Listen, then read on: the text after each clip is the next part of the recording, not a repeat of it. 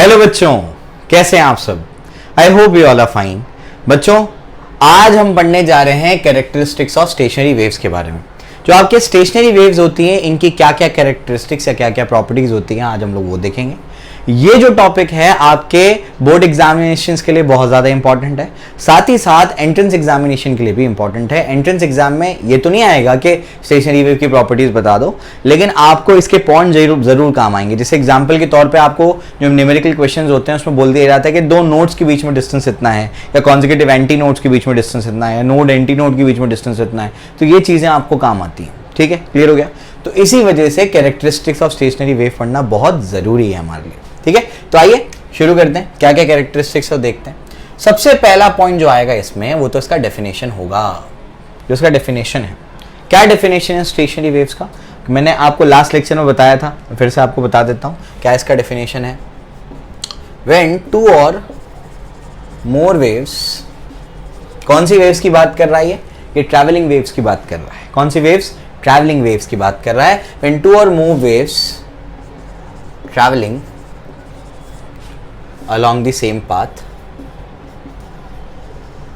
याद रखिएगा stationary wave बनती किससे है? प्रोग्रेसिव वेव से, ट्रैवलिंग वेव से बनती है। When two or more waves traveling along the same path but in opposite directions,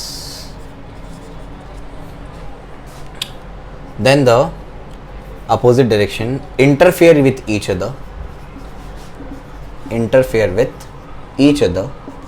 then the resultant wave is called as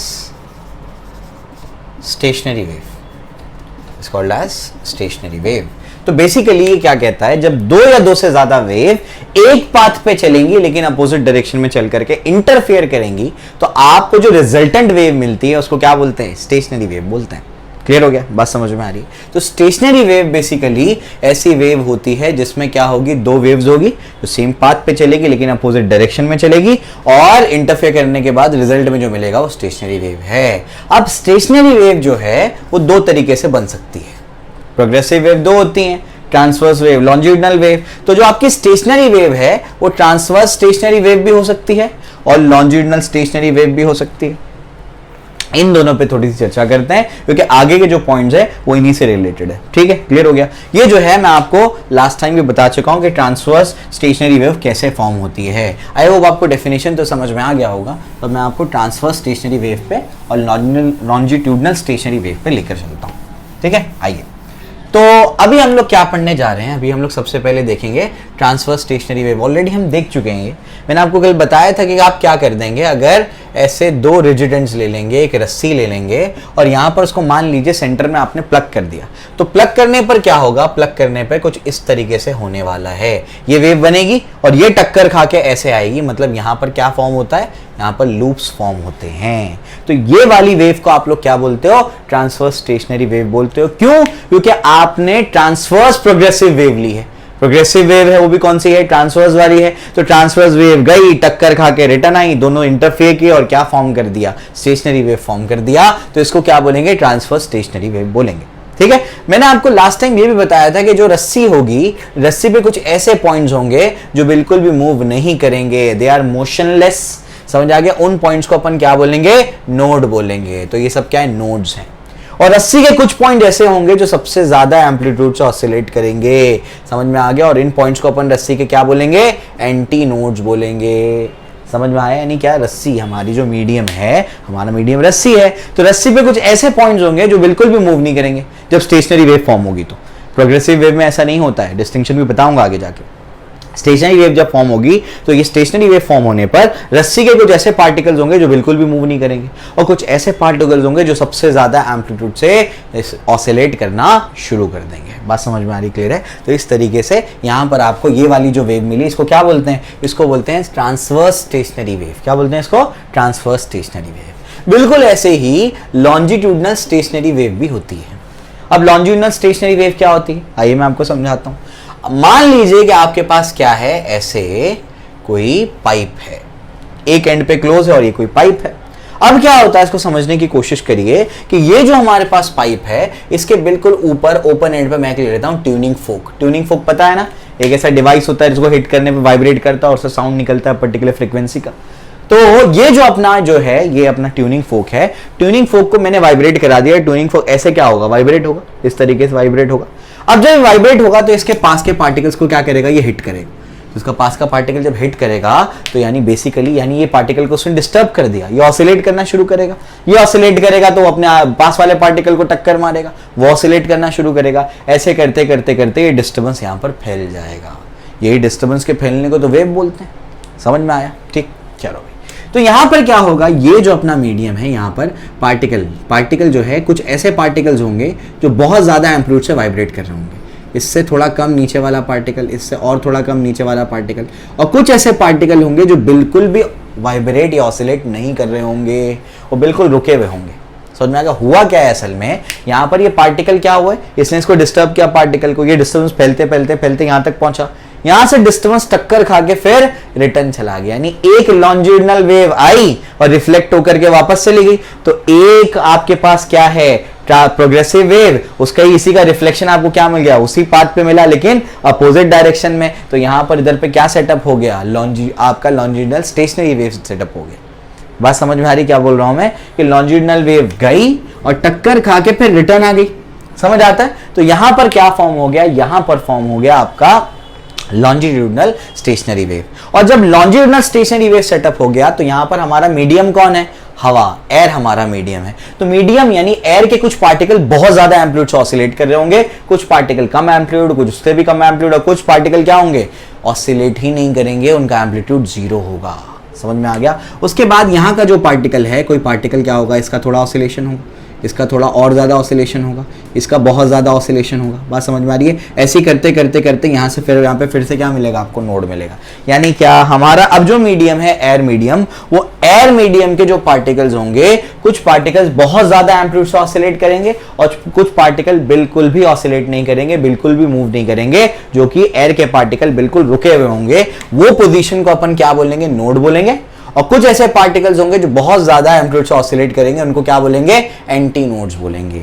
तो इसका मतलब ये हुआ कि चाहे हमारा मीडियम रस्सी हो, चाहे हमारा मीडियम हवा हो, एयर हो, दोनों में अगर स्टेशनरी वेव सेटअप होती है तो कुछ ऐसी पोजीशंस होगी जहां पर पार्टिकल मोशनलेस होंगे, और उन पोजीशंस को अपन क्या बोलेंगे, मीडियम के नोड बोलेंगे। समझ में आ गया? और कुछ ऐसी पोजीशंस होगी मीडियम में जहां पर पार्टिकल सबसे ज्यादा एम्पलीट्यूड से ऑसिलेट करेंगे, वो पोजीशन को अपन एंटी नोड बोलेंगे।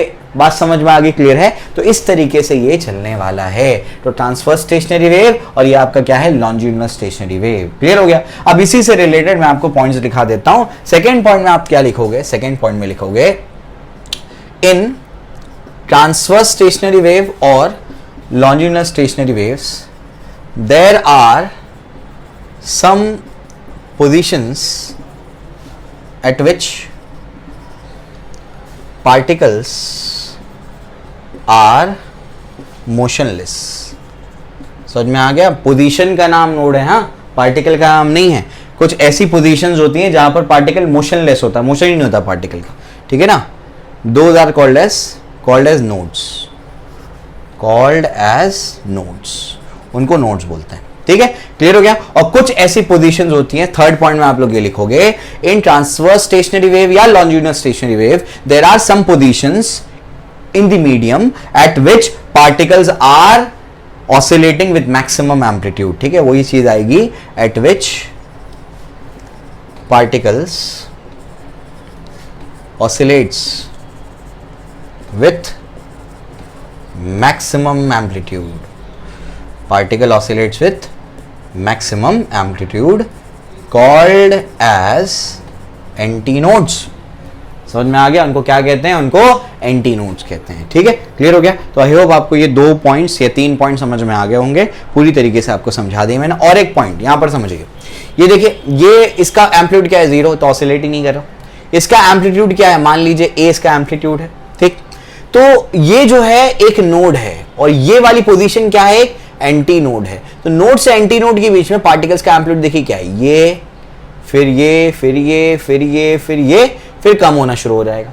यानी क्या, नोड से एंटी नोड के बीच में, कॉन्जिक्यूटिव नोड और एंटी नोड के बीच में जो पार्टिकल्स का एम्पलीट्यूड है वो 0 से a तक का वेरी करता है। देखो 0, मान लो ये 1 2 3 4 5, फिर 5 4 3 2 1 0।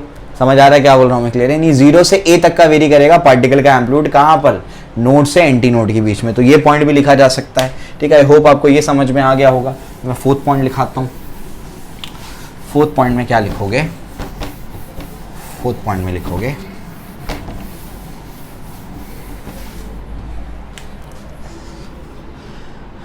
the amplitudes of particles between node and antinode varies between 0 to a। ठीक है, नोड और एंटीनोड के बीच में जो पार्टिकल्स हैं उनका जो एम्पलीट्यूड है वो वेरी करता है 0 से a में। ठीक है, क्लियर हो गया? मैक्सिमम एम्पलीट्यूड जो होगा एंटीनोड का वो a माना है मैंने। ठीक है, क्लियर हो गया? यहां पर अपने को समझ में आता है। इसके बाद क्या, अब इसको समझिए, मैं आपको फिर से बताता हूं, ध्यान से देखिए। ये अपन ने क्या कर दिया, ये पॉइंट आपको मैं अभी याद करवा देता हूं। ठीक है, आपको समझा देता हूं। एक्चुअली आपको रट्टा मारने की जरूरत नहीं है, आसानी से मैं आपको समझा देता हूं। देखिए ध्यान से, ये क्या है बच्चों? ये नोड है। ये क्या है? ये एंटी नोड है। ये आपका क्या है? नोड है। ठीक है, देखिए ये पूरी एक वेव हो सकती है। ऐसा अगर अपन सीवीसी को इमेजिन करें तो ये पूरा एक वेव हो सकता है। तो इसका डिस्टेंस या लेंथ कितना होगा? लैम्बडा होगा। पूरी वेव का लेंथ कितना होगा? लैम्बडा होगा। वेवलेंथ बोलते हैं जिसको। तो अगर ये पूरा लैम्बडा है तो यहां से यहां तक का क्या होगा? लैम्बडा बाई 2 होगा। यहां से यहां तक तो उसका आधा है, तो ये क्या होगा? Lambda by 2। यानी इसका ये मतलब हुआ कि नोड और नोड के बीच में, दो कॉन्जिक्यूटिव नोड्स के बीच में डिस्टेंस कितना होता है? Lambda by 2। समझ में आया? क्लियर? इतना आसान है इसको समझना, रट्टा मारने की जरूरत नहीं है, समझ लो उसको अच्छे से। तो नोड और नोड के बीच में कॉन्जिक्यूटिव है, ये कितना डिस्टेंस होता है? Lambda by 2। फिफ्थ पॉइंट ये हो गया। सिक्स पॉइंट में अपन क्या करेंगे? सिक्स पॉइंट में हम लोग क्या करेंगे? सिक्स पॉइंट में देखिए ध्यान से, ये आपके पास है एक एंटी नोड, ये आपका एंटी नोड है, और यहां पर एक क्या है? आपका दूसरा एंटी नोड है। ठीक है, तो ये डिस्टेंस अब मुझे निकालना है, उसको समझिए मैं कैसे निकालता हूं। समझिए इसको, यहां से यहां तक का जो डिस्टेंस है, यहां से यहां तक का, देखिए पूरा कितना है? 1 लैम्बडा। तो आधा कितना हुआ? Lambda by 2। अब लैम्बडा बाई 2 का भी आधा कितना होगा? ये हो जाएगा लैम्बडा बाय 4। तो अगर ये लैम्बडा बाय 4 है और ये भी लैम्बडा बाय 4 है तो टोटल मिलाकर के क्या होगा? 2 टाइम्स लैम्बडा बाय 4। और 2 टाइम्स लैम्बडा बाय 4 बताइए क्या होता है? ये होता है लैम्बडा बाय 2। यानी सिक्स्थ पॉइंट में आएगा कि एंटी नोड और एंटी नोड के बीच का डिस्टेंस क्या होगा? लैम्बडा बाय 2 होगा। बात समझ में आ गई? क्लियर है? तो दो नोड्स के बीच का डिस्टेंस कितना है? Lambda by 2। और दो एंटी नोड्स के बीच का डिस्टेंस कितना है? Lambda by 2। वो भी लैम्बडा बाई 2 है। क्लियर? लॉजिक समझा दिया मैंने। पूरा अगर लैम्बडा है तो आधा लैम्बडा बाई 2 होगा, लैम्बडा बाई 2 का भी आधा क्या होगा? लैम्बडा बाई 4 होगा। ठीक है, अब क्या, एक नोड और एक एंटी नोड के बीच का डिस्टेंस अपने को देखना है। बहुत आसान है, देखो ध्यान से, ये नोड है, ये एंटी नोड है। अभी बताया मैंने, पूरा कितना है? लैम्बडा। उसका आधा कितना हो जाएगा? Lambda by 2। तो ये कितना हो जाएगा? उसका लैम्बडा बाई 2 का भी आधा क्या होगा? Lambda by 4। यानी एंटी नोड और नोड के बीच का डिस्टेंस, कॉन्जिक्यूटिव एंटी नोड और नोड के बीच का डिस्टेंस क्या होता है? Lambda by 4। समझ आया? क्लियर हो गया? कितना आसान है ये, बिल्कुल भी डिफिकल्ट नहीं है, एकदम इजी है। ठीक है, तो ये भी आपको समझा दिया मैंने कि नोड के बीच, कॉन्जिक्यूटिव नोड्स के बीच का डिस्टेंस क्या होगा? Lambda by 2। Consecutive anti nodes के बीच का डिस्टेंस क्या होगा? Lambda by 2। एक नोड एक कॉन्जिक्यूटिव एंटी नोड के बीच का डिस्टेंस क्या होगा? Lambda by 4। क्लियर हो गया? तो ये लॉजिक जो मैंने समझाया उससे आपको याद रखने में आसानी होगी। ठीक है, नेक्स्ट पॉइंट पे चलते हैं। नेक्स्ट पॉइंट क्या है? नेक्स्ट पॉइंट ये है कि 8 पॉइंट, ये वापस से हम लोग डायग्राम लेते हैं। इस तरीके से हमारे लूप्स बन रहे हैं।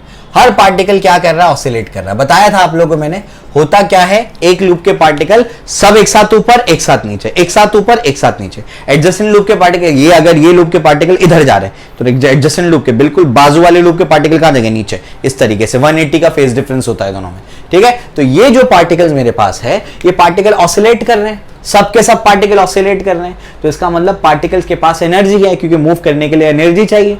बात समझ में आ रही है? तो यहां पर मोशन के लिए एनर्जी चाहिए, मतलब पार्टिकल्स के पास एनर्जी है, एक्सेप्ट नोड वाले पार्टिकल। लेकिन एनर्जी कहीं प्रोपोगेट नहीं कर रही है। प्रोग्रेसिव या ट्रेवलिंग वेव में क्या होता है? एक पार्टिकल दूसरे पार्टिकल को एनर्जी देता है, दूसरा पार्टिकल तीसरे पार्टिकल को एनर्जी देता है, और एनर्जी प्रोपोगेट करना शुरू कर देती है, आगे बढ़ना शुरू हो जाती है। यहां पार्टिकल के पास एनर्जी तो है, लेकिन एनर्जी कहीं प्रोपोगेट नहीं कर रही है, वो इतने रीजन में क्या है? कन्फाइंड है। समझ आ रहा है क्या बोल रहा हूं मैं? क्लियर है? तो यहां पर every particle every particle accept eight nodes, nodes वाले पार्टिकल को छोड़ के, मूव ही नहीं कर रहे, एनर्जी नहीं है। Every particle accept eight node has energy but it isn't propagating anywhere, that is it is confined in a region। एक रीजन में क्या होती है, वो confined होती है। बात समझ में आ रही, क्लियर है। hence अब एनर्जी प्रोपोगेट ही नहीं हो रही है, जब एनर्जी प्रोपोगेट नहीं हो रही तो वेव की वेलोसिटी क्या है, यानी डिस्टर्बेंस आगे बढ़ने की वेलोसिटी क्या है, zero. Hence the velocity of the wave, कौन सी wave, stationary wave, is zero. Stationary wave की वेलोसिटी क्या होती है, जीरो होती है। समझ में आ गया, क्लियर हो गया। 9th पॉइंट समझा देता हूँ। 9th पॉइंट क्या है, 9th पॉइंट ये आपको बता दिया मैंने कि एक लूप के पार्टिकल सबके सब क्या करेंगे, एक साथ ऊपर एक साथ नीचे, एक साथ ऊपर एक साथ नीचे। दूसरे लूप के पार्टिकल भी एक साथ ऊपर एक साथ नीचे, एक साथ ऊपर एक साथ नीचे, ऐसे जाएगा। लेकिन दोनों क्या होंगे, आउट ऑफ फेज होंगे। ये जब पार्टिकल्स ऊपर की तरफ जाएंगे तो नीचे जाएंगे, मीन पे सब एक साथ मिलेंगे, फिर ये ऊपर तो ये नीचे, ये ऊपर तो ये नीचे, इस तरीके से चलने वाला है। क्लियर हो गया। तो मैं कहूंगा particles in the same loop has zero phase difference, कोई फेज डिफरेंस होगा ही नहीं, ठीक है। But the particles in the adjacent loops, adjacent loops में आप क्या है, बिल्कुल उल्टा है ना, ये ऊपर तो वो नीचे, ये ऊपर तो वो नीचे, ऐसा है। तो हम लोग बोलेंगे फेज डिफरेंस कितना है, 180 degree. Particles in the adjacent loops has a phase difference of 180 degree.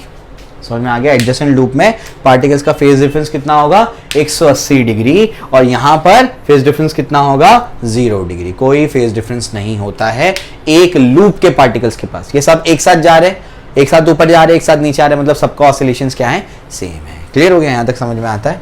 हर एक पार्टिकल का यहां पर फ्रीक्वेंसी और टाइम पीरियड क्या होगा, सेम होगा, क्योंकि टाइम पीरियड या फ्रीक्वेंसी एम्पलीट्यूड पे डिपेंड नहीं करता। भले सबका एम्पलीट्यूड अलग अलग है, लेकिन हर पार्टिकल का जो एक लूप में है सबका टाइम पीरियड और फ्रीक्वेंसी सेम होता है। 10वें पॉइंट में वही लिखेंगे आप लोग, every particle in the same loop has same frequency और टाइम पीरियड, सेम फ्रीक्वेंसी या टाइम पीरियड होता है उसका। समझ में आया, क्लियर हो गया। एम्पलीट्यूड सबका अलग अलग है, लेकिन फ्रीक्वेंसी और टाइम पीरियड सेम होता है। लॉ ऑफ आइसोक्रोनस पढ़ाया था मैंने, ठीक है, तो वहां पर यह चीज आपको मैं बता चुका हूं। क्लियर हो गया। तो इस तरीके से मैंने आपको स्टेशनरी वेव्स की प्रॉपर्टीज बता दी, कैरेक्टरिस्टिक्स बता दिए। इन पॉइंट्स को आपको याद रखना है, कम समझना सभी को है, याद कम से कम 6 पॉइंट्स रखने। समझ में आया, क्लियर हो गया। तो इस तरीके से ये सारे पॉइंट्स कवर हो गए। अगर कुछ नहीं समझा हो तो कमेंट सेक्शन में मुझे बताइए, और अपने दोस्तों के साथ में इसको शेयर करिए ताकि हम ज़्यादा से ज़्यादा लोगों की हेल्प कर पाए। Okay, thank you.